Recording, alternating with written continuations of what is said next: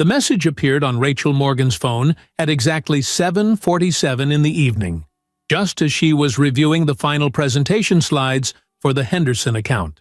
Her office was quiet, most colleagues having left hours ago, and the glow of her computer screen cast soft shadows across her desk. She had planned to stay late again, trying to perfect every detail of the pitch that could secure her team a promotion and a significant bonus. At 38 years old, Rachel had built her career with the same methodical precision she applied to everything in her life. As a senior marketing executive at a mid-sized corporate firm, she earned just over $100,000 a year, a salary that had taken years of dedication, late nights, and unwavering commitment to achieve. She glanced at her phone when it buzzed, expecting perhaps a message from Diana, her best friend since college, or maybe a reminder about picking up groceries on the way home. Instead, she saw Michael's name on the screen. Her boyfriend of 3 years rarely texted her during work hours unless it was something trivial, like asking if they needed milk or telling her he would be home late. But this message was different. The words seemed to pulse with an urgency that made her stomach tighten even before she fully processed their meaning. "We need to talk. I messed up and don't know how to tell you."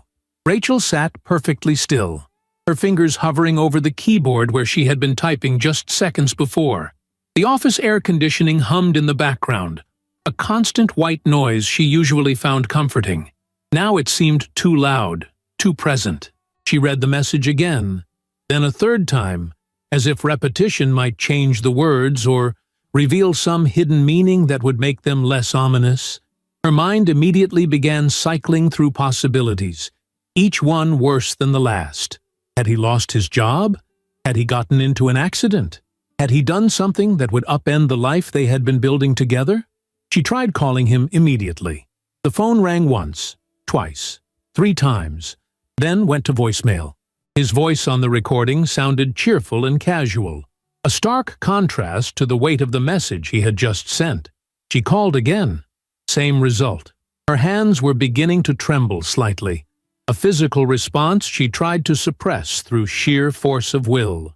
Rachel Morgan did not panic. She solved problems. She created strategies. She maintained composure even when everything around her felt like it was crumbling. With fingers that felt strangely disconnected from her body, she typed a response. "What happened? Are you okay?" She hit send and watched the message turn from sending to delivered to read, but no reply came. 1 minute passed, then 2, then 5. The silence was somehow worse than any words could have been. Rachel stood up from her desk, abandoning the presentation that had seemed so crucial just moments ago. She walked to the women's restroom, her heels clicking against the polished floor, with a rhythm that seemed too normal for how her world was tilting. In the bathroom, she gripped the edge of the sink and looked at herself in the mirror. She saw a woman who looked put together, professional, in control. Her dark hair was styled perfectly, her makeup still intact despite the long day. She was wearing the tailored blazer she had bought specifically for important client meetings, the one that made her feel powerful and capable. But her eyes told a different story. There was fear there, hovering just beneath the surface of her composed expression. She took several deep breaths, trying to steady herself. Whatever Michael had done, whatever he needed to tell her, she would face it with the same strength she brought to every challenge in her life. She had built a successful career from nothing. She had supported Michael through his career struggles, through his periods of unemployment, through his constant promises that he was on the verge of a breakthrough. She had paid their rent alone for 2 years, covered his car payment when he claimed he was between opportunities, funded the online courses he swore would advance his career, but never seemed to complete. She had done all of this without complaint, because she believed in him, because she loved him, because she thought they were building something together. Her phone buzzed again. Another message from Michael. "I need to tell you in person. I'm pregnant." Rachel stared at the screen, confusion cutting through her fear. Pregnant? That made no sense. Michael was a man. Unless her brain caught up with what her eyes were seeing. he had made a mistake. He meant someone else was pregnant. Someone was pregnant with his child. The bathroom suddenly felt too small, the air too thin. Rachel leaned against the wall, pressing her palm flat against the cool tiles, as if they could somehow anchor her to reality. The fluorescent lights above seemed too bright now, harsh and unforgiving. She could hear the hum of the building's ventilation system, the distant sound of a janitor's cart rolling down a hallway somewhere, the rapid beating of her own heart. She looked at the message again, reading it over and over as if the words might rearrange themselves into something that made sense, something that didn't mean what she knew they meant, but they stayed the same. Stubborn, devastating, final. Rachel walked back to her office in a daze, gathered her laptop and briefcase with mechanical movements, and left the building without saying goodbye to the security guard who usually asked about her weekend plans. The parking garage was dimly lit, shadows stretching across concrete pillars and painted lines. She found her car, a modest sedan she had bought new 3 years ago when her promotion came through, and sat in the driver's seat without starting the engine. For a long moment, she simply sat there in the silence, her hands resting on the steering wheel, her eyes fixed on nothing in particular. She thought about the life she had built, the careful plans she had made, the future she had envisioned with such clarity. She had always been the kind of person who believed that hard work and dedication would lead to stability and happiness. She had followed all the rules, made all the right choices, invested in the people and dreams that seemed worth investing in. And now, sitting in a parking garage with the weight of Michael's message pressing down on her chest, she wondered if any of it had been real. The drive home took nearly 40 minutes, traffic moving slowly through the city streets as people made their way back to their lives, their families, their own complicated stories. Rachel drove on autopilot, her mind elsewhere, replaying every moment of the past 3 years like a film she was seeing for the first time. She remembered meeting Michael on a dating app, how his profile had seemed so genuine and straightforward. He had written that he was looking for something real, someone who wanted to build a life together, not just pass time.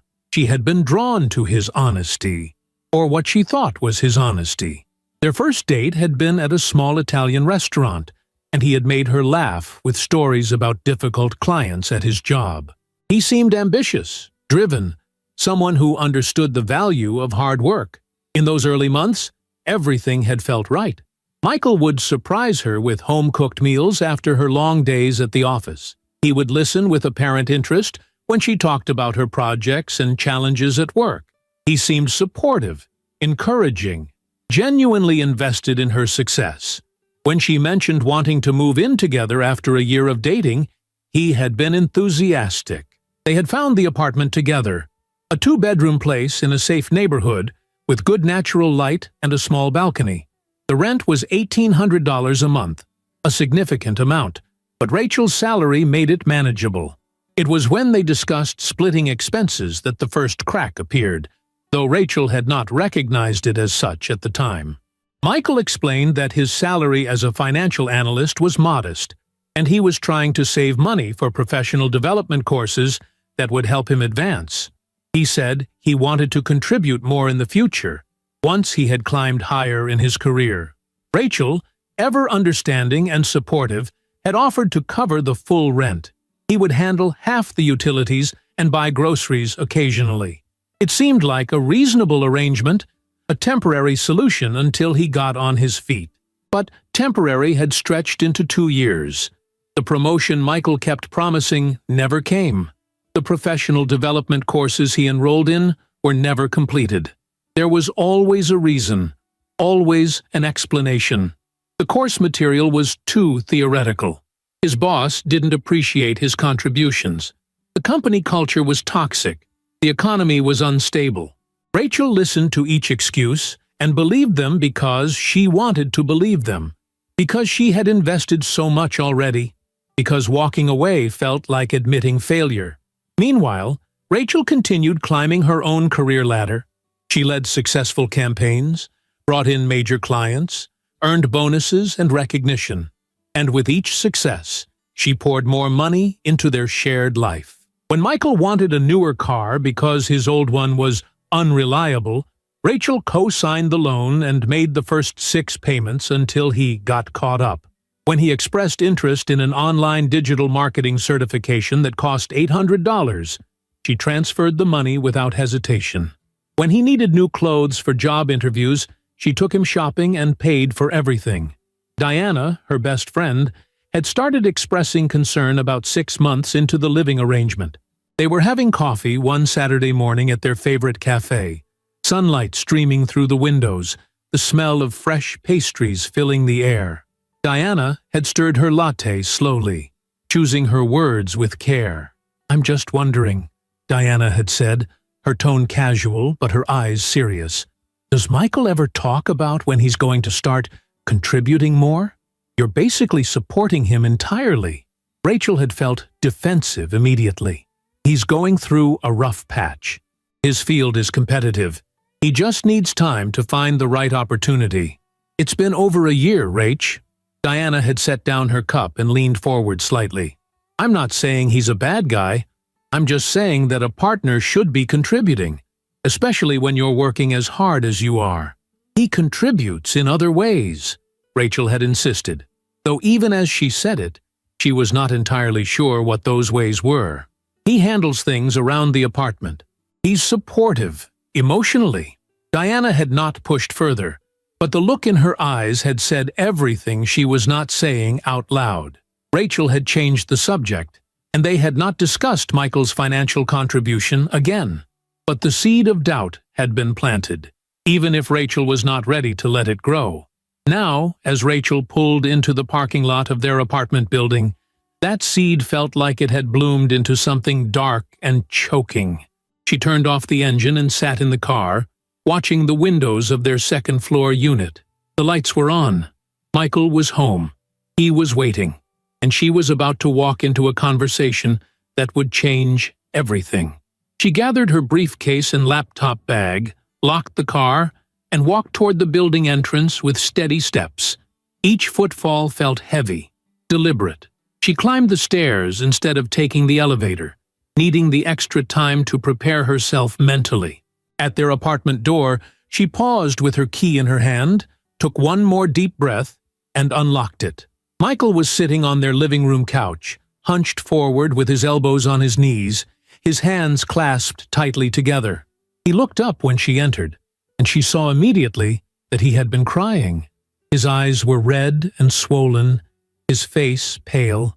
He opened his mouth as if to speak, then closed it again, seeming unable to find the words. Rachel closed the door behind her with a soft click that echoed in the tense silence. She set down her briefcase and laptop bag carefully, buying herself a few extra seconds. She did not sit down. She remained standing, her posture straight, her expression carefully neutral. She looked at Michael, at this man she had loved and supported and believed in, and waited for him to explain how he had destroyed everything they had built.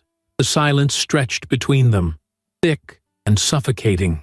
Finally, Michael spoke, his voice barely above a whisper, rough with emotion. "The baby might not be yours." But they had never had a baby. The words made no sense until Rachel's mind adjusted them, corrected them to what he actually meant. The baby might not be his with her. The baby was someone else's, with him. Someone else was pregnant with Michael's child, and he was not even certain if there was a possibility it could somehow be Rachel's problem too. The absurdity of the statement, the sheer audacity of how he had phrased it, almost made her laugh. Almost. Instead, she felt something inside her go very cold and very still. Rachel's voice, when she finally spoke, was unnaturally calm. It was the same tone she used in board meetings when presenting data that contradicted a client's assumptions, measured and controlled. "Whose baby, Michael?" He flinched at the question, as if she had struck him. His hands twisted together, knuckles white with tension. "Her name is Amanda. She works at that boutique downtown. The one where I said I was buying gifts for my sister. Rachel felt a sharp, bitter clarity cut through the fog of shock. Michael's sister lived across the country, and they barely spoke. She had always found it odd that he suddenly became so thoughtful about buying her presents, but she had accepted his explanation because she wanted to believe him. Because trusting him had been easier than questioning everything. "How long?" Rachel asked. 2 words. Simple. Direct. Michael's eyes dropped to the floor. 4 months. 4 months. Rachel's mind immediately began calculating, because that was what she did. She organized information and made sense of chaos. 4 months ago, she had been drowning in the Anderson project, working late every night, sometimes not getting home until 9 or 10 in the evening. She had been apologetic about it, telling Michael she was sorry for being absent, for being distracted. He had told her not to worry, that he understood, that he was proud of her dedication. And while she had been building presentations and negotiating contracts, he had been building a lie. "Tell me everything," Rachel said, still standing, still refusing to sit down, as if sitting would mean accepting this as her new reality. "I want to know exactly what happened." Michael's story came out in broken fragments, punctuated by long pauses and shallow breaths. Amanda was 29 years old, beautiful in that effortless way some women were, with long blonde hair and an easy smile. She had helped him pick out a scarf once, months ago, and they had talked, just talked. He insisted, as if that somehow mattered now. He had gone back to the store a week later, ostensibly to buy something else, but really to see her again. They had exchanged numbers. It had started innocently, he claimed, just friendly text messages about nothing important. Rachel listened without interrupting, her face a mask of composure that betrayed none of the storm raging inside her. She watched Michael's mouth move, forming words that kept digging the hole deeper, and she felt strangely detached from it all, as if she were watching this happen to someone else. The friendly messages had evolved into meeting for coffee during Amanda's lunch breaks. Coffee had turned into longer conversations in his car, parked in empty lots where no one would see them. And then, one afternoon, when Rachel had texted him that she would be working late again, Michael had driven to Amanda's apartment. He did not provide details about what happened there, but he did not need to. The silence where those details should have been said, everything. It had continued from there, a pattern of deception that he had maintained with careful precision. Every time Rachel worked late, every time she was focused on a deadline, every time she trusted him to understand why she could not be fully present, he had been with Amanda. Meeting her at a motel 15 minutes from the boutique, cheap and anonymous, where they could disappear for an hour before returning to their separate lives, as if nothing had happened. "She made me feel seen," Michael said, and Rachel almost laughed at the cliché of it. "Like I mattered, like I was more than just someone waiting around for you to have time for me." There it was, the twist of the knife, the implication that somehow this was partly Rachel's fault for working too hard, for being too focused on her career, for not making him feel sufficiently appreciated while she was paying all their bills. "So you felt neglected?" Rachel said, her voice still that same eerie calm. "And your solution was to have an affair with a woman young enough to still think a 36-year-old man with no career prospects is impressive." Michael's face flushed with anger and shame. "That's not fair." "Fair?" The word came out sharper than Rachel intended. "You want to talk about fair? I have paid our rent alone for 2 years, Michael. 2 years. $1,800 a month. That's $43,200 I have spent keeping a roof over our heads while you figured out your career. I paid for your car, your courses, your clothes, your everything. I believed every excuse you gave me about why you needed more time, why the promotion had not come through, why you needed just one more opportunity. And while I was working myself to exhaustion to support us, you were spending your afternoons in a motel with someone else." The numbers seemed to land on Michael like physical blows. He shrank back against the couch cushions, his face crumpling. I know I messed up. But Rachel, I'm telling you now, I'm being honest now. That has to count for something. You're being honest because you got caught, Rachel corrected. If Amanda wasn't pregnant, would you have ever told me? Or would you have just kept living this double life indefinitely? Michael had no answer for that. His silence was answer enough. Rachel finally moved, but not to sit down. She walked to the window that overlooked their building's parking lot. Her arms crossed over her chest. The sun had set while they had been talking, and the streetlights had come on, casting orange pools of light across the pavement. She could see her car down there, parked in its usual spot, a symbol of the stability and order she had worked so hard to create. Everything in her life had been carefully planned and executed. Everything except this. Does she know about me? Rachel asked, still looking out the window. Yes, Michael said quietly. She knew I had a girlfriend. I told her it was complicated, that we were having problems. Another lie. They had not been having problems, or at least Rachel had not known they were having problems. She had thought they were solid, stable, building toward a future. Every time she had brought up engagement or marriage, Michael had deflected with what seemed like reasonable concerns. Let's wait until I get that promotion. Let's wait until we're both more financially stable. Let's wait until the timing is better. She had interpreted his hesitation as financial anxiety, as a man who wanted to be in a better position before taking that step. Now, she understood it for what it really was. A man keeping his options open, refusing to commit, because commitment would have interfered with his freedom to betray her. And the baby? Rachel turned from the window to face him. You said it might not be yours. Why the uncertainty? Michael shifted uncomfortably. We used protection, usually, but there were a couple of times when we didn't, and the timing lines up. It could be mine. Rachel felt something crack inside her chest, a physical sensation like ice breaking. The casual way he admitted to risking not just her trust, but her health, her safety, with his carelessness, was almost worse than the affair itself. She had been intimate with him during those 4 months, believing they were exclusive, believing she was safe. The realization of how completely he had disrespected her, how little he had valued her well-being, made her feel physically ill. Get out, she said suddenly. The words came from somewhere deep and primal, a place of pure survival instinct. Michael looked up sharply, confusion and fear mixing on his face. What? Get out of my apartment, Rachel repeated, her voice gaining strength. You have 2 hours to pack your essential things and leave. Rachel, please. We need to talk about this. We need to figure out what we're going to do. We are not going to do anything, Rachel said, each word deliberate and final. You are going to leave. This apartment is in my name. Only my name, Michael. You never wanted your name on the lease, remember? You said it was better for your credit to not have that responsibility. Well, congratulations. You have no legal claim to this place, and I want you out of it. Michael stood up, panic replacing the shame on his face.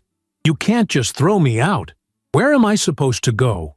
That is not my problem, Rachel said, and she meant it with every fiber of her being. You should have thought about that before you spent 4 months betraying me. You have 2 hours. Take your clothes, your toiletries, your laptop, whatever you need for the next few days. We can arrange for you to get the rest of your things later. This is crazy, Michael said, his voice rising. You're overreacting. Yes, I made a mistake, but people work through these things. Couples overcome infidelity all the time. We can go to counseling. We can fix this. Rachel walked to the front door and opened it, standing beside it with her hand on the knob. We are not married, Michael. We are not even engaged, despite 3 years together, because you made sure we never got to that point. You kept me at arm's length while enjoying all the benefits of my support. You used me, you lied to me, and you exposed me to risks I never consented to. There is nothing to fix, because there is nothing left. 2 hours. Michael stared at her, seeming to finally understand that she was serious, that this was not a momentary reaction that would fade with time and apologies.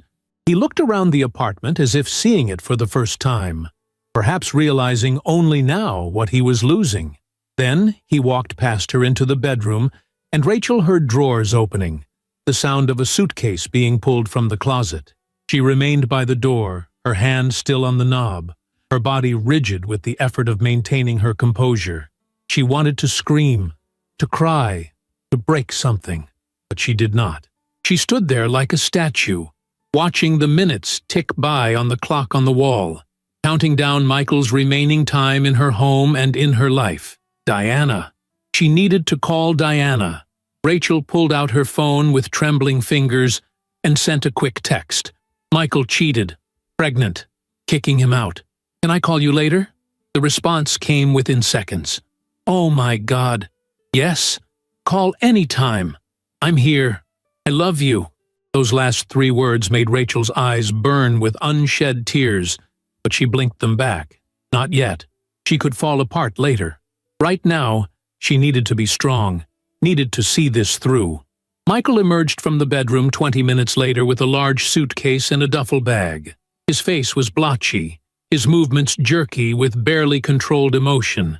He set the bags down by the door and turned to Rachel one more time.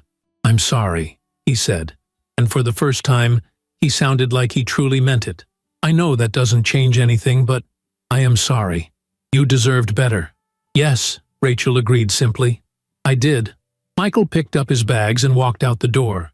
Rachel watched him disappear down the hallway toward the elevator, then closed and locked the door behind him.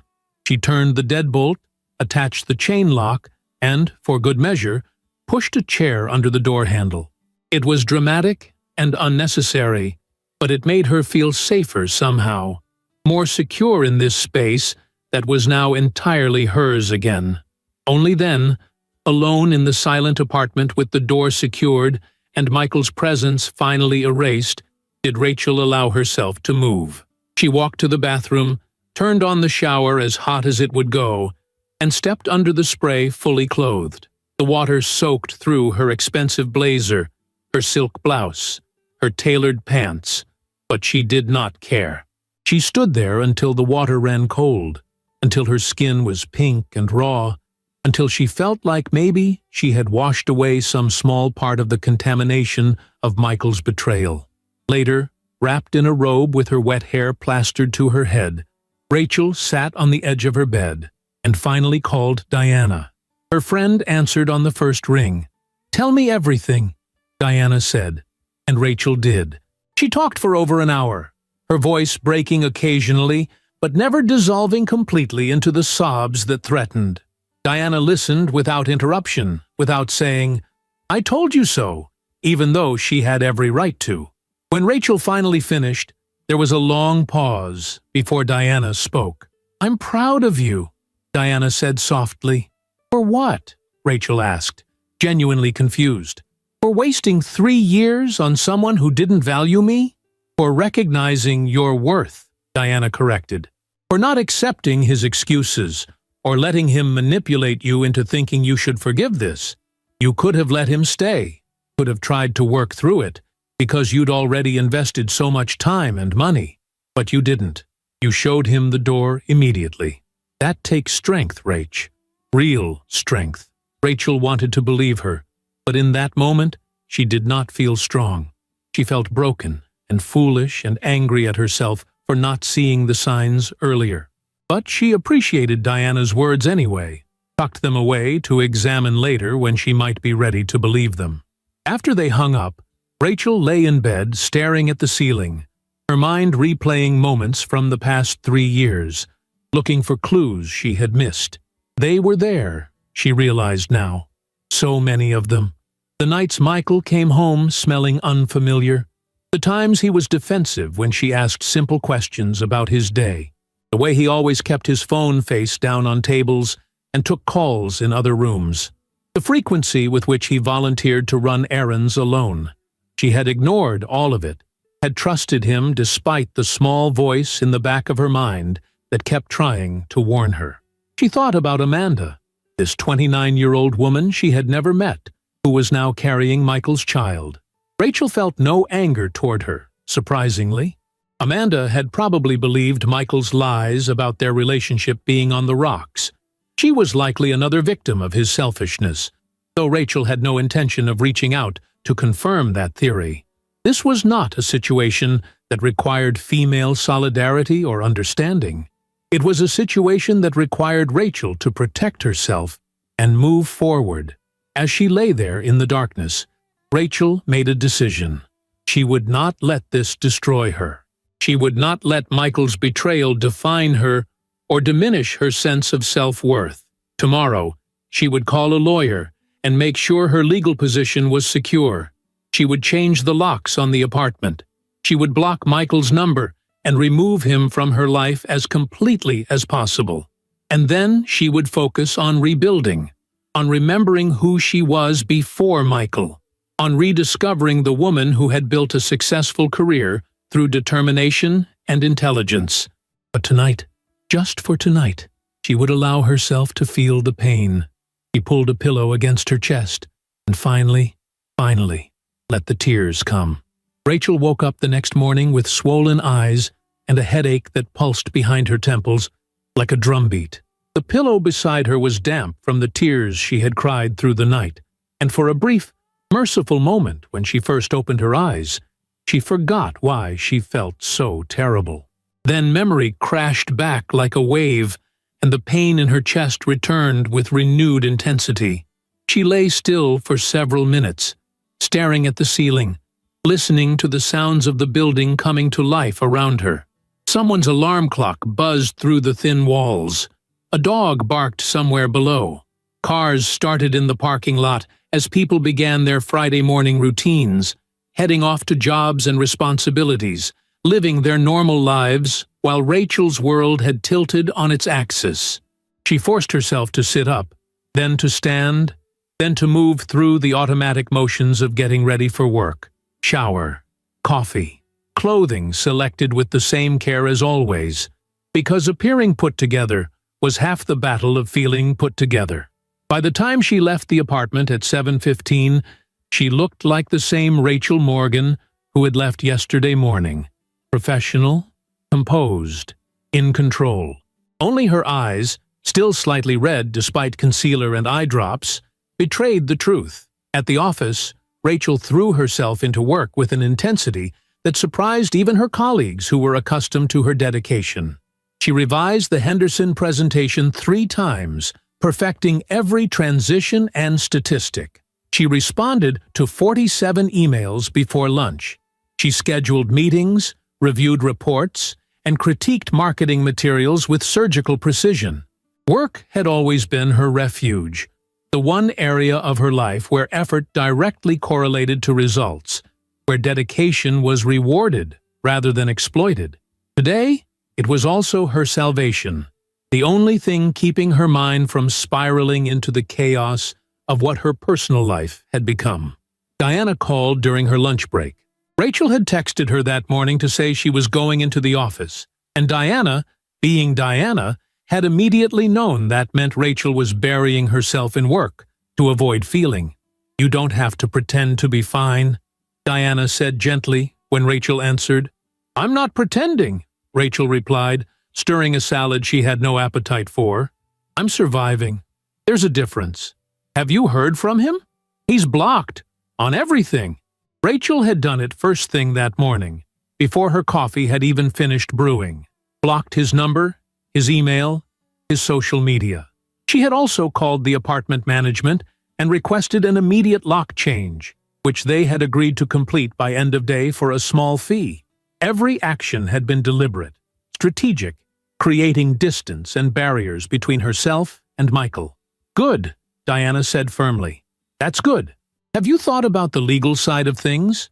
If the baby is his, I mean." "I have an appointment with a lawyer this afternoon," Rachel said. 4 o'clock. I'm leaving work early. She had found the attorney online that morning, a family law specialist named Richard Henderson, no relation to the Henderson account she was working on. The reviews had been excellent, and his office had squeezed her in for an emergency consultation. "Do you want me to come with you?" Diana offered. Rachel felt a rush of gratitude for this woman who had been her friend through college, through career struggles, through bad relationships and good times, and now through this. "No, I need to do this alone. But thank you. Really."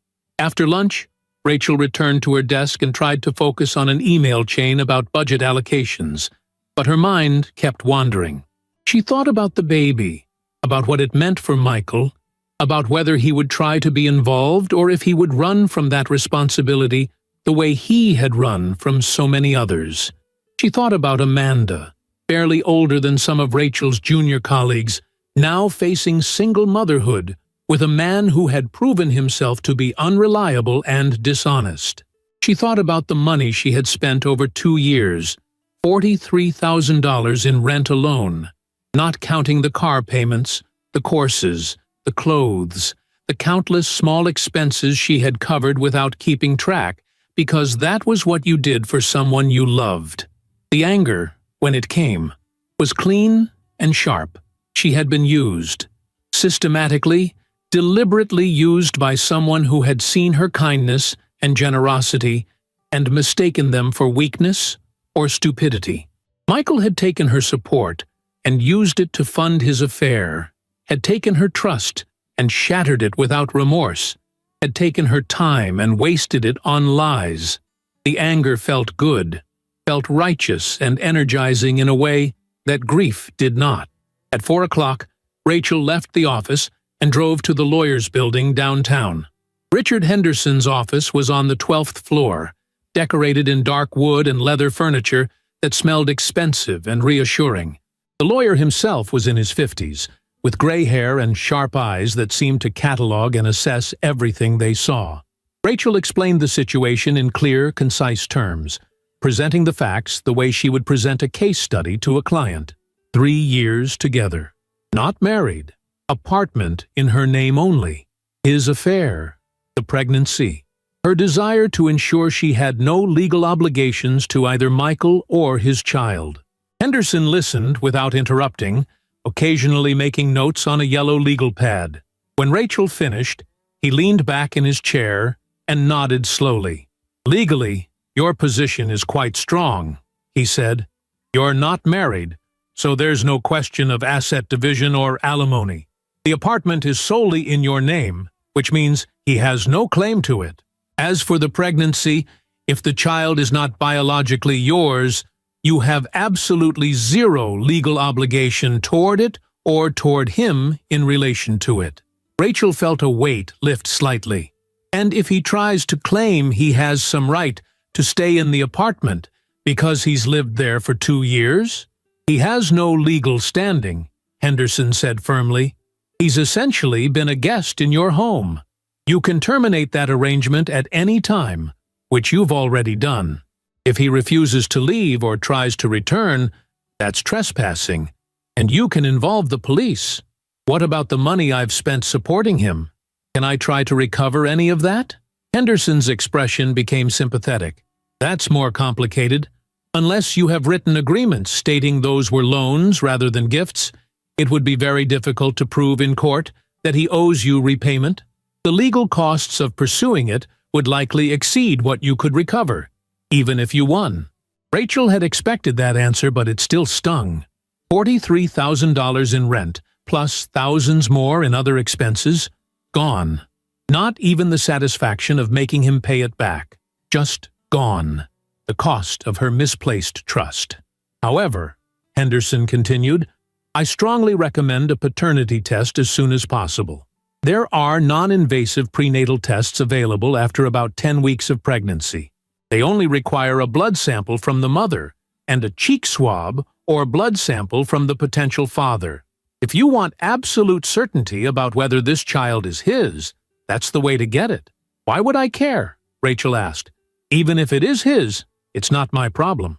"True," Henderson agreed, "but knowledge is power. If the child is his, there may be future situations where that information is relevant. Child support claims, custody issues, potential attempts by him to use the child as leverage to contact you.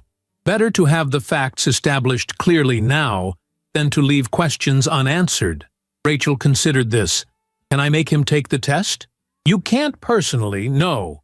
But you can inform him through legal channels that it's in everyone's best interest to establish paternity, and that if he refuses, it may affect any future claims he tries to make. Most people comply when they realize a lawyer is involved. Rachel left Henderson's office with a folder of information and a plan. The lawyer would send a formal letter to Michael stating the legal reality of the situation and requesting his cooperation with a paternity test. Rachel would document everything, keep records of all expenses and communications, and maintain her boundaries. If Michael tried to contact her directly, she would not respond. All communication would go through the attorney. As she drove home, Rachel felt something shift inside her. She was no longer the shocked, devastated woman who had discovered her boyfriend's betrayal less than 24 hours ago. She was becoming something else, something harder and more focused. She was protecting herself, creating distance, building walls. It felt necessary. It felt like survival. The apartment looked different when she entered it that evening. The management had changed the locks as promised, and the new key felt foreign in her hand. Michael's absence was everywhere and nowhere. His toothbrush was gone from the bathroom. His side of the closet was partially empty, but his presence still lingered in small ways. A book he had been reading sat on the coffee table. His coffee mug, the one that said "World's Okayest Boyfriend" that Rachel had bought him as a joke, still sat in the dish drainer. Shoes he had forgotten in his rush to pack remained by the door. Rachel spent the evening systematically removing every trace of him. The book went into a donation box. The mug went directly into the trash. A small act of catharsis that felt better than it should have. The shoes, the forgotten shirts in the laundry, the half-empty bottle of his cologne in the bathroom, all of it went into a cardboard box that she would ship to wherever he ended up. She took down the few photos of them that had been on shelves, tucked them into the back of a closet to deal with later when seeing his face would not feel like a fresh wound. By the time she finished, it was nearly midnight, and the apartment felt like hers again. Not theirs, hers. The relief of that was profound. She was getting ready for bed when her phone rang. The number was unknown, but she answered anyway, thinking it might be related to work or the lawyer's office. "Rachel, please don't hang up." It was Michael's voice, calling from a number she had not blocked because she had not known it existed. "I got a new phone. I just need 5 minutes to talk to you." Rachel's first instinct was to end the call immediately, but curiosity kept her on the line. "You have 2 minutes. Talk. I'm staying at a friend's place," Michael said, the words tumbling out quickly as if he was afraid she would hang up before he finished. "I've been thinking about everything, about what I did, about what I threw away. Rachel, I made the biggest mistake of my life. I know you're angry, and you have every right to be, but I'm begging you to consider giving me another chance. We can go to counseling. I'll cut off all contact with Amanda. I'll do whatever it takes." "No," Rachel said simply. "Please just listen. I know I hurt you. I know I betrayed your trust. But people make mistakes. Relationships go through hard times. We can come back from this if we both want to." "I don't want to," Rachel said, her voice calm and final. "You didn't make a mistake, Michael.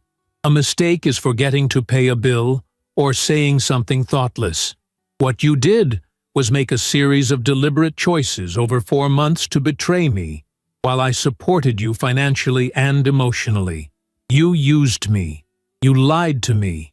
You risked my health. And even now, you're trying to minimize what you did by calling it a mistake, as if it was some momentary lapse in judgment, rather than a sustained campaign of deception." "That's not fair," Michael protested. "I'm trying to take responsibility. I'm trying to make things right." "You're trying to avoid the consequences of your actions," Rachel corrected. "You're trying to salvage the comfortable life you had, where someone else paid your bills, and asked nothing of you except basic fidelity, which apparently was too much to expect. I've already consulted a lawyer, Michael. I know my legal rights. You have no claim to my apartment no right to contact me, and no basis for demanding anything from me. If the baby is yours, that's between you and Amanda. I want nothing to do with any of it." "You're being cruel," Michael said, his voice taking on a wounded quality. "I'm living on a friend's couch. I'm barely keeping it together. I lost my job because I've been too distracted to function. And you're just cutting me off completely, like I never meant anything to you." Rachel felt a surge of fury so intense it made her hands shake. "You lost your job because you made bad choices, not because of me. And yes, I am cutting you off, because that's what you do when someone proves they don't value you. You meant something to me, Michael. You meant 3 years of my life, thousands of dollars of my money, and countless hours of emotional energy I invested in someone who was lying to me the entire time. But that's over now. I'm done." "Rachel, please. I have a lawyer named Richard Henderson," Rachel interrupted. "All future communication should go through him. His office will be contacting you about a paternity test. You will cooperate with that test. Do not call me again. Do not come to my apartment. Do not contact me through friends or family. If you do, I will pursue a restraining order. Are we clear?" There was a long silence on the other end of the line. When Michael finally spoke, his voice was small and defeated. "Yeah, we're clear." Rachel ended the call and immediately blocked the new number. Then she sat on her couch in the quiet apartment and felt something surprising. Not sadness or regret, but relief. She had stood her ground. She had refused to be manipulated. She had protected herself. She thought about calling Diana to tell her about the conversation. But it was late, and honestly, there was nothing more to say. Michael was her past now. What mattered was figuring out her future. Rachel stood and walked to her bedroom window, looking out at the city lights spread below. Somewhere out there, Michael was on a friend's couch, dealing with the consequences of his choices. Somewhere out there, Amanda was pregnant and alone, probably realizing that the man she had thought cared about her was not who he had pretended to be. And here, in this apartment that was finally fully hers again, Rachel Morgan was beginning the long process of rebuilding her life. She did not know what that life would look like yet, but she knew one thing with absolute certainty. It would be on her terms, built by her own hands, protected by boundaries she would not compromise again. And it would be better than what she had lost, because what she had lost had never been real anyway. The following weeks passed in a blur of deliberate activity. Rachel threw herself into her work with renewed focus, finding comfort in the predictability of deadlines and deliverables. The Henderson account presentation went flawlessly, earning her team the contract and a congratulatory email from the company's vice president. She received a bonus of $8,000 and a promise of consideration for the next promotion cycle. Her colleagues noticed the change in her, the sharper edge to her already formidable work ethic, but no one asked questions. Rachel was grateful for their professional distance. At home, she began the process of reclaiming her space. She hired a professional cleaning service to deep clean the entire apartment, scrubbing away the last physical traces of Michael's presence. She bought new bedding, soft gray sheets that felt luxurious and entirely hers. She rearranged furniture, moving the couch to a different wall, shifting the dining table to catch better morning light. Small changes, but each one helped the apartment feel less like a place haunted by memories and more like a fresh start. Diana came over one Saturday morning 3 weeks after the breakup, carrying coffee and pastries from their favorite bakery. They sat on the balcony in the cool autumn air, watching leaves drift from the trees in the courtyard below. "You seem different," Diana observed, studying Rachel's face. "Calmer, maybe. More settled." Rachel considered this. "I think I'm just tired of being sad. Anger is more productive." Is it anger at him or anger at yourself? It was a perceptive question, typical of Diana. Rachel took a sip of her coffee before answering. "Both, if I'm honest. I'm angry at him for what he did, obviously. But I'm also angry at myself for ignoring signs I should have seen. You tried to warn me, and I dismissed it. I chose to believe his excuses, because believing them was easier than dealing with the reality. You loved him, Diana said gently. Love makes us want to believe the best in people, even when evidence suggests otherwise. That's not a character flaw, Rach. That's just being human. Maybe, Rachel said, but it cost me 3 years and more money than I want to think about. I won't make that mistake again. Diana was quiet for a moment, then said carefully, just make sure that protecting yourself doesn't turn into closing yourself off completely. Not everyone is Michael. Rachel nodded, but privately she was not sure she believed that anymore. Trust felt like a luxury she could no longer afford. 4 weeks after the confrontation, Rachel received a call from Henderson's office. The lawyer's paralegal informed her that Michael had agreed to the paternity test and that arrangements had been made for all parties to provide their samples. Amanda had been contacted through her own attorney, had confirmed she was willing to participate, and had revealed that she was approximately 14 weeks pregnant. The test would be conducted the following week, with results expected within 10 to 14 days after that. Rachel agreed to the appointment, though the whole situation felt surreal. She would be providing a DNA sample to prove that a child conceived during her boyfriend's affair was not hers, which of course it was not. But legal thoroughness required documentation of the obvious. She tried not to think too much about Amanda, about what the younger woman must be going through. That was not Rachel's responsibility. She had to keep reminding herself of that. The day of the test was overcast and cold, the kind of gray November morning that made everything feel muted and distant. Rachel drove to the medical facility where the testing would be conducted, a sterile building on the outskirts of the city that specialized in paternity and genetic testing. She had arranged her appointment to be at a different time than Michael's, having no desire to see him or speak to him. The process was quick and painless. A technician swabbed the inside of her cheek, labeled the sample carefully, and gave her paperwork to sign. Within 15 minutes, she was back in her car, driving away from the clinic and back toward her normal life. It felt anticlimactic, this clinical resolution to such an emotional catastrophe. 2 weeks later, on a Tuesday afternoon while Rachel was in a budget meeting, her phone buzzed with a call from Henderson's office. She excused herself and took the call in an empty conference room, her heart rate picking up despite her efforts to remain calm. "The results are in," Henderson said without preamble. "Michael is the biological father. No question. 99.97% certainty." Rachel felt a strange mixture of relief and sadness.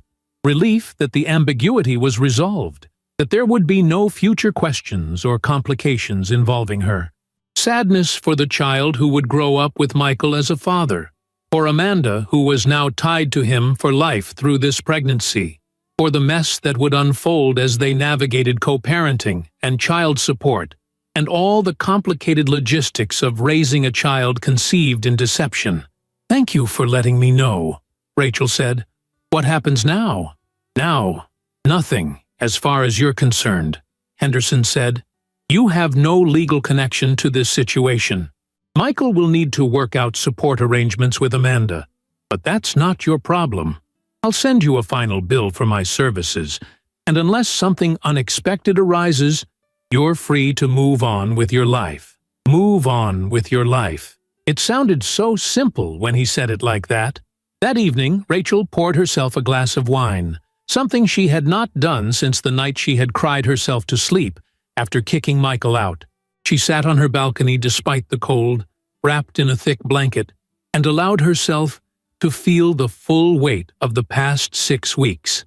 The shock, the betrayal, the anger, the grief for what she had thought she had. And underneath all of that, relief. Profound, overwhelming relief that she had discovered the truth when she did.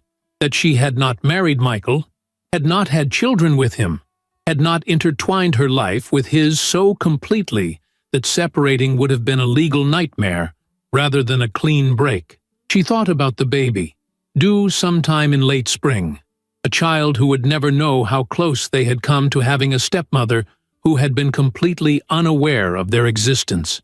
Rachel felt nothing toward this child, no connection or curiosity.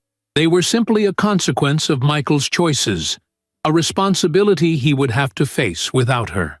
Her phone buzzed with a text from an unknown number. Rachel's first instinct was to ignore it, but something made her open it. "This is Amanda. I got your number from Michael's phone before he changed it. I know you don't want to hear from me, and I understand why, but I needed to tell you, I'm sorry. I didn't know the truth about your relationship. He told me you were barely together anymore, that you were more roommates than partners. I should have questioned that more, should have insisted on meeting you or seeing proof. I was stupid and selfish. You didn't deserve what we did to you. I'm sorry." Rachel stared at the message for a long time. Part of her wanted to delete it without responding, to maintain her boundaries and refuse to engage. But another part, the part that was tired and sad and still trying to make sense of everything, wanted to respond. She typed and deleted 3 different replies before finally settling on one.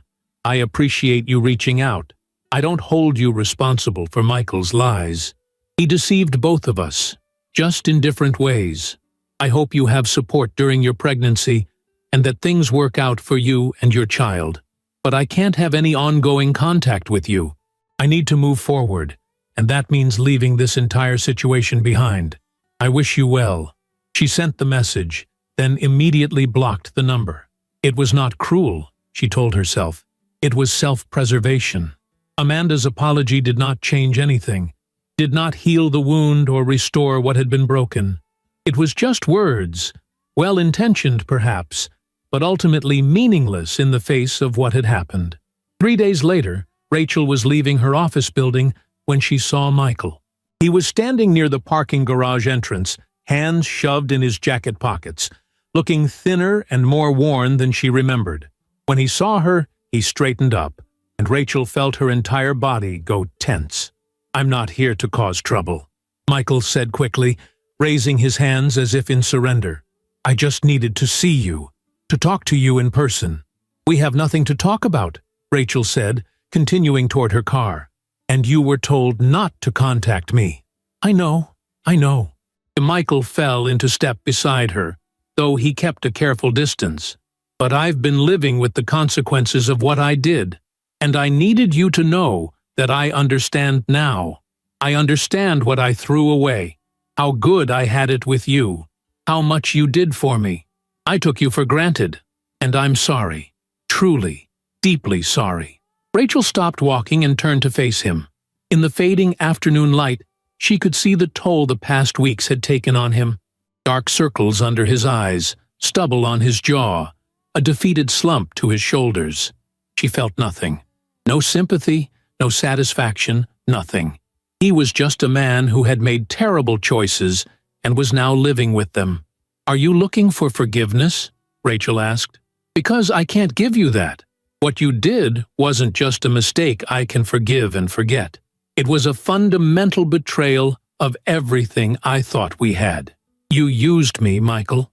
For years, you used my kindness and generosity and support, and you repaid it by lying to me every single day. I don't forgive that. I don't even think about it anymore if I can help it. You're just someone I used to know who turned out to be someone I never really knew at all." "I lost my job," Michael said, and there was a desperate edge to his voice now. "I'm staying with friends, trying to find something new, but everywhere I apply wants references, wants to know about gaps in my employment. Amanda's lawyer is already talking about child support, about how much I'll owe once the baby comes. I can barely afford to eat, let alone support a child. I'm drowning, Rachel." "And what do you expect me to do about that?" Rachel asked, genuinely curious about what he thought this conversation would accomplish. "I don't know," Michael admitted. "I just thought maybe, for old time's sake, you could help me out. Just temporarily, until I get back on my feet. Alone, maybe. Something to help me get through this rough patch." Rachel almost laughed at the audacity. After everything, after the affair and the lies and the betrayal, He was asking her for money, as if she owed him anything, as if their 3 years together obligated her to bail him out of the consequences of his own actions. "No," Rachel said simply. "I'm not giving you money, Michael. I'm not helping you. You made your choices, and now you get to live with them. That's called being an adult." "That's cold," Michael said, and now there was anger mixing with the desperation. "I made a mistake. One mistake, and you're punishing me more than it deserves." "One mistake?" Rachel's voice rose slightly. "You had an affair for 4 months. 4 months of deliberate deception, of choosing to be with someone else while I paid your bills and believed in you. That's not one mistake. That's a pattern of choices, each one a betrayal. And now you're facing the natural consequences of those choices, consequences I have no responsibility to soften or fix." "I thought you loved me," Michael said, and he sounded genuinely confused, as if love meant unlimited forgiveness and support regardless of what he did. "I did love you," Rachel said, "but you killed that love when you betrayed me. Love isn't unconditional, Michael. It requires respect and honesty and basic human decency.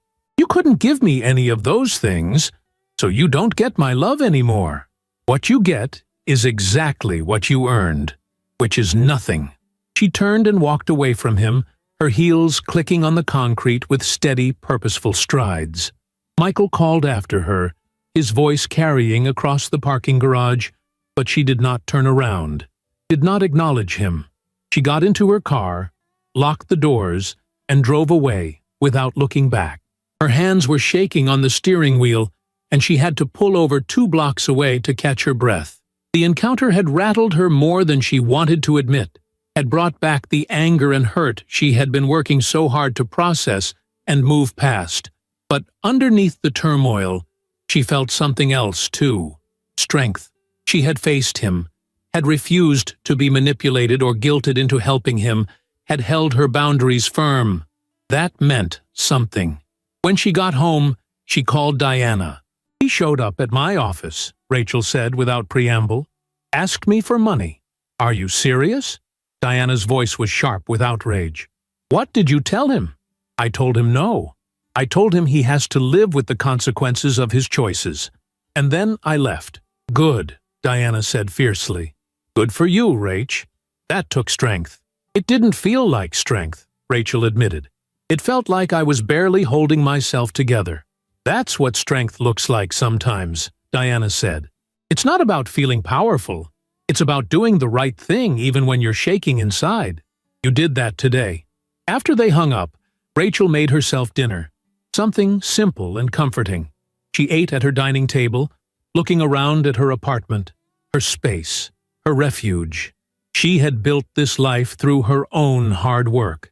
She had earned everything in it, and she was not going to let Michael or the ghost of what they had shared take that away from her. That night, Rachel slept better than she had in weeks. Not because the pain was gone, not because she had forgiven or forgotten, but because she had proven to herself that she could stand firm, that she could protect herself, that she was strong enough to survive this. Winter settled over the city with quiet determination, bringing shorter days and long, dark evenings that forced Rachel to spend more time with her own thoughts than she might have liked. The holidays came and went in a blur of office parties and family obligations. Rachel's parents, who lived 2 states away, had been shocked when she told them about the breakup over Thanksgiving dinner. Her mother immediately launching into a litany of "I never quite trusted him" statements that Rachel had not needed to hear. Her father, more pragmatic, had simply hugged her and told her she deserved better. He had appreciated his brevity. Diana dragged her to a New Year's Eve party, insisting that staying home alone would be giving Michael too much power over her life. Rachel had gone reluctantly, nursed a single glass of champagne through the evening, and left at 12:15, having fulfilled her obligation to celebrate without actually feeling celebratory. The new year stretched ahead of her, full of possibility but also uncertainty. Who was she without the relationship that had defined so much of her adult life? What did she want now that she was no longer planning a future with someone else? January brought brutally cold weather and a new project at work, a major rebranding campaign for a tech startup that needed to establish credibility in a competitive market. Rachel led the team with her characteristic precision, but she found herself approaching the work differently now. She delegated more, trusting her junior team members with responsibilities she might have hoarded before. She left the office at reasonable hours most days, no longer feeling the need to prove her worth through endless overtime. Something fundamental had shifted in how she saw herself and her value. Her worth was not measured by how much she sacrificed or how much she gave. It was inherent, independent of anyone else's recognition or appreciation. On a gray Tuesday afternoon in late January, Rachel was at the grocery store, methodically working through her list, when she heard a familiar voice in the next aisle over. She froze, recognizing Patricia Stevens's tone even before she saw her. Michael's mother. Rachel's first instinct was to abandon her cart and leave through the nearest exit, but something made her stay. She was not running anymore. Not from memories, not from uncomfortable encounters, not from anything. She turned the corner with her cart just as Patricia reached for a bag of coffee, and their eyes met. Michael's mother looked older than Rachel remembered, more tired, the lines around her eyes deeper. For a moment, neither woman spoke, the air between them thick with everything unsaid. "Rachel," Patricia said finally, her voice soft and uncertain. "I've thought about calling you so many times." "Hello, Patricia," Rachel replied, keeping her tone neutral but not unkind. "You look well," Patricia continued, and there was genuine warmth in her observation. "You look like you're doing well, I mean." "I am," Rachel said simply. "I hope you are, too." Patricia's smile was sad and weary. "I've had better months, if I'm honest. Michael is struggling. The baby was born 3 weeks ago, a little girl. Michael is living in my basement now, trying to find work, trying to figure out fatherhood. Amanda's parents are helping her, but there's a lot of tension about child support and custody arrangements. It's all very complicated and painful." Rachel felt a pang of something that might have been sympathy, though not for Michael, for the child, innocent in all of this. For Amanda, navigating new motherhood while dealing with a man who had proven himself unreliable. Even, surprisingly, for Patricia, who had raised a son who had turned out capable of such careless cruelty. "I'm sorry it's been difficult," Rachel said, and she meant it. She had no desire for anyone to suffer, even if that suffering was the natural consequence of choices made. Patricia looked at her for a long moment, and when she spoke again, her voice was thick with emotion. "I need to tell you something. I need to apologize. When Michael first told me what happened, I made excuses for him. I told myself that relationships are complicated, that young people make mistakes, that you should have been more forgiving. I even called you, if you remember, trying to convince you to give him another chance." Rachel nodded. She remembered. It had been one of the harder moments of those early weeks, resisting the pressure from Michael's family to reconsider her decision. "I was wrong," Patricia continued, and tears were gathering in her eyes now. "I've watched him these past months, watched him blame everyone but himself for the situation he's in. I've watched him fail to show up for his daughter, make excuses about why he can't contribute financially, complain about how unfair his life has become. And I realized that you did the right thing. You saw who my son really was, and you protected yourself. You didn't let him drag you down with him. I should have supported that instead of trying to guilt you into staying." Rachel felt her own eyes burning but refused to let tears fall in the middle of a grocery store. "Thank you for telling me that. It means more than you probably know. You were always too good for him," Patricia said, and there was a finality to it, an admission that cost her something to make. "I see that now. I hope you find someone who deserves you, who values what you bring to a relationship. I hope you find happiness." "I'm finding it," Rachel said quietly. On my own terms. In my own time. Patricia reached out and briefly touched Rachel's hand where it rested on the shopping cart handle. "I'm glad," she said. "Truly glad." Then she turned and walked away, her own cart half full, leaving Rachel standing alone in the aisle with her thoughts. The encounter stayed with Rachel for days, resonating in ways she had not expected. Patricia's apology had not changed the past, had not made the betrayal hurt less or the wasted time matter less, but it had given Rachel something she had not known she needed: validation, confirmation that she had not been crazy or cruel or unreasonable, that her response had been appropriate, measured, the right choice for her well-being and future. February brought the first hints that winter might eventually end.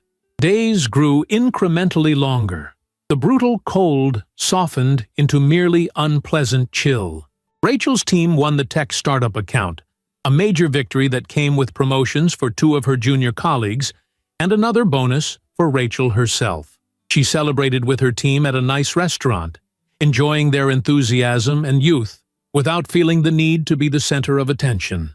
She was learning to take pride in building others up, in creating success that extended beyond her own achievements. On a Saturday morning in early March, Rachel woke to sunlight streaming through her bedroom window, the first truly warm morning of the year. She lay in bed for a few minutes, listening to birds singing outside, feeling a lightness in her chest that had been absent for so long.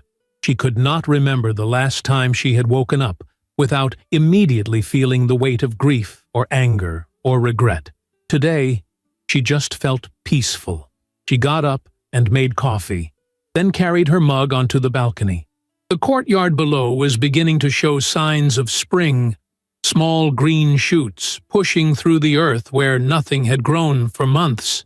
She thought about Michael, wondered briefly how he was managing fatherhood and unemployment and the consequences of his choices.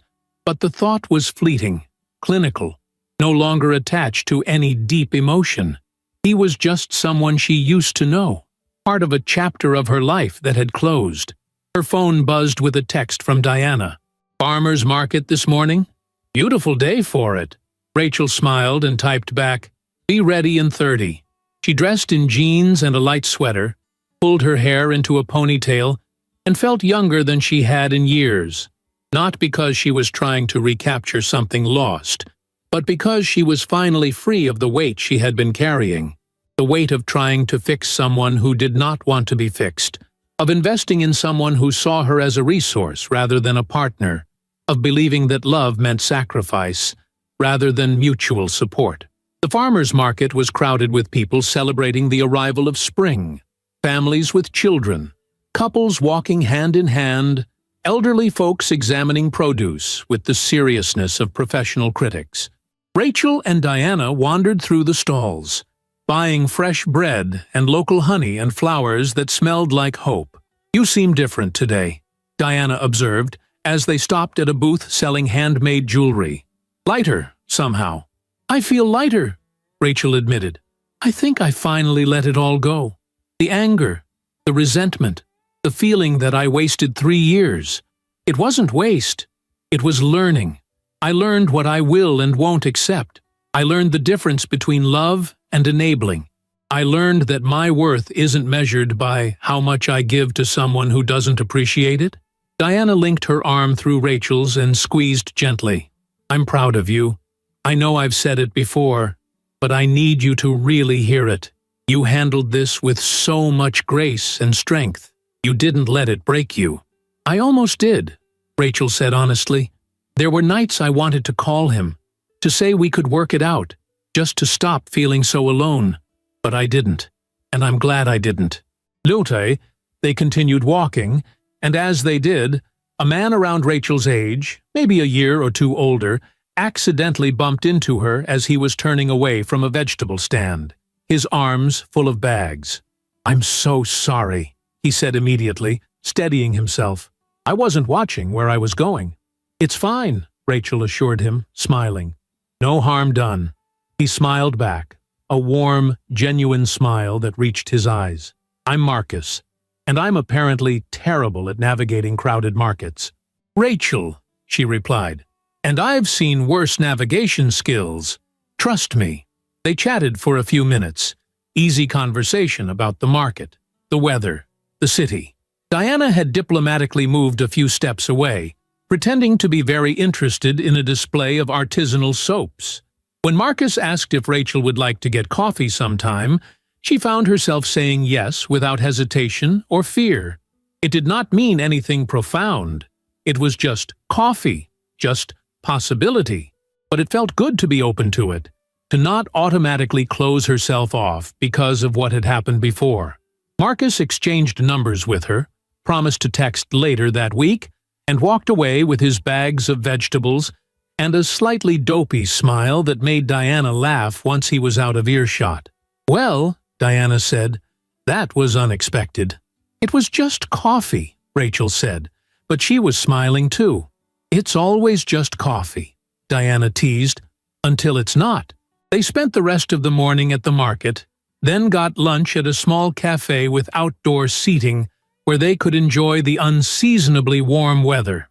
Rachel ordered a salad and actually ate it, finding her appetite had returned fully for the first time in months. They talked about work, about Diana's own complicated dating life, about their plans for the summer that suddenly seemed full of possibility rather than empty space to fill. As they were leaving, Rachel glanced at her reflection in the cafe window and saw someone she recognized but had not seen clearly in a long time. She saw a woman who was strong, successful, whole. She saw someone who had survived betrayal and come out on the other side with her dignity intact and her self-worth restored. She saw someone who was ready, finally, to build a future that belonged entirely to her. 2 weeks later, Rachel went on that coffee date with Marcus. It went well enough that they scheduled a second date, then a third. He was a high school history teacher, funny and kind, with none of the red flags that Rachel now knew to watch for. He paid his own bills, talked about his work with passion, asked questions about her life and listened to the answers. It was refreshing and easy, and completely different from what she had experienced with Michael. But Rachel took it slowly, deliberately. She was not rushing into anything, not making assumptions about futures, or investing herself completely until she was certain it was earned. She had learned that lesson well. Marcus seemed to understand and respect her pace, never pushing for more than she was ready to give. Spring fully arrived, transforming the city with blossoms and green leaves and longer, lighter days. Rachel's promotion came through officially in April. A title change to Director of Marketing Strategy, and a salary increase that put her well into 6 figures. She celebrated by taking herself on a solo trip to the coast, spending a long weekend in a small town where she could walk on the beach and eat fresh seafood, and think about absolutely nothing but the sound of waves and the feel of sand under her feet. On her last evening there, she sat on the balcony of her rented cottage, watching the sun set over the ocean in streaks of orange and pink and gold. She thought about where she had been 6 months ago, shattered and angry, and wondering if she would ever feel whole again.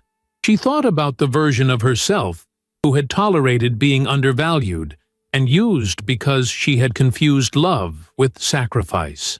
That woman felt like a stranger now, someone she had known once, but had grown beyond. Rachel pulled out her phone and opened her photo album, scrolling back to pictures from her relationship with Michael. She looked at them with clinical interest, the way you might look at photos from a historical period you had studied, but not experienced.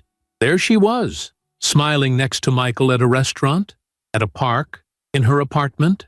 She looked happy in the photos, but Rachel could see now what she had not seen then. She could see the tiredness around her eyes, the subtle tension in her shoulders, the smile that did not quite reach her eyes in the later photos. She had been slowly diminishing herself to accommodate his needs, his excuses, his failures. She had been so focused on being a good partner that she had forgotten to require him to be one too.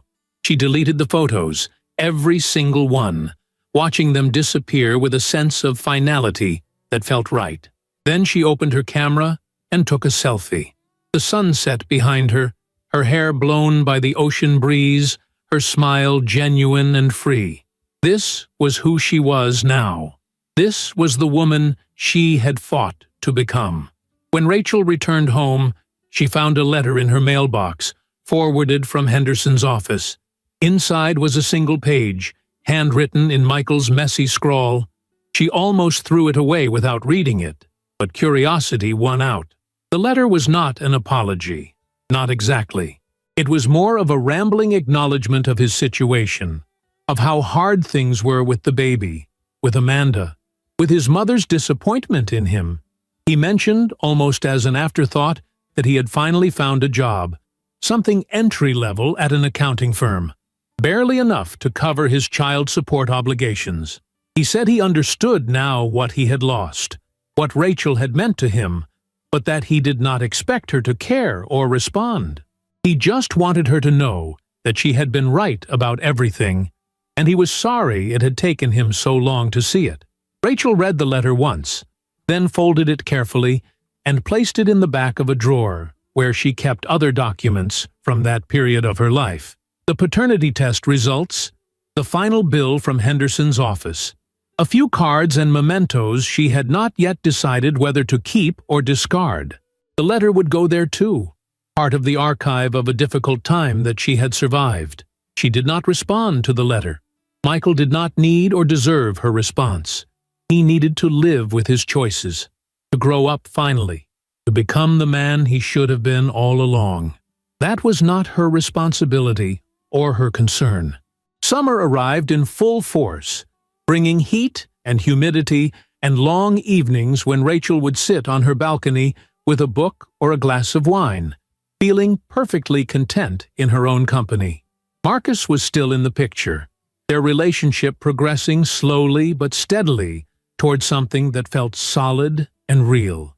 He had met Diana, who approved. Rachel had met his friends, his sister, even his elderly mother, who hugged Rachel tightly and told her she had good energy. Seeking, they had not said they loved each other yet, were not making grand plans for the future, but there was potential there, possibility built on honesty and mutual respect. But even more important than Marcus was what Rachel had built on her own. She had renovated her apartment, painting the walls a soft blue that made her feel calm, buying art that spoke to her, creating a space that reflected who she was rather than who she had been trying to be.